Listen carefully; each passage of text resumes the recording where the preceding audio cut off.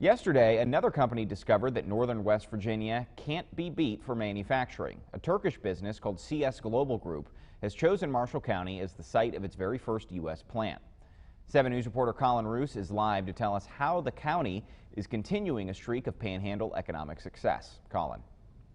Steve, we may be tucked away from the rest of the Mountain State, but Charleston is taking note of our region's success. The new barite facility is just one of more than a dozen major projects that have been announced in Hancock, Brooke, Ohio, and Marshall counties since 2017. And the commissioners in Moundsville are optimistic that this trickle of jobs and businesses will eventually become a downpour. Take a look anywhere in West Virginia, and it's easy to see we're still an oil and gas state. Despite the push toward other sources of energy, it's still the backbone of West Virginia's economy and identity. But despite the industry's recent challenges, it just had a huge win in Marshall County. CS Global, a company which makes barium sulfate for drilling, plastics, and other uses, is bringing $10 million to set up shop in the area. County Commissioner Mike Farrow says that from start to finish, the deal only took about 3 months. So this was a project that happened very quickly in terms of economic development. Normally it takes a lot longer.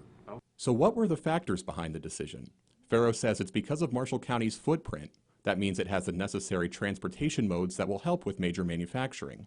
They'll bring it in by barge, so water transportation was important. Access to rail was important to them, and obviously the 4-lane highway. It will be on previously used land just south of Moundsville. That land hasn't been occupied for a while, but it's about to see a flurry of activity. CS Global plans to put in a storage building, a warehouse, and a lab.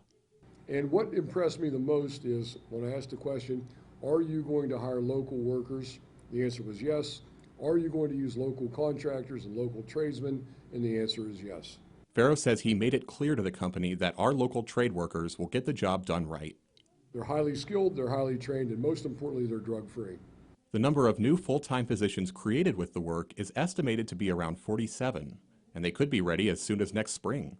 The commissioner says prioritizing workers is nothing new for our area.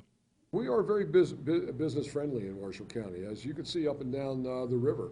Starting in Benwood and going all the way south past Moundsville, you see a lot of industrial sites that are there. He wants to thank the county's Economic Development Partnership for making it all happen, and hopefully bringing even more jobs, prosperity, and hardworking people to our small region along the river.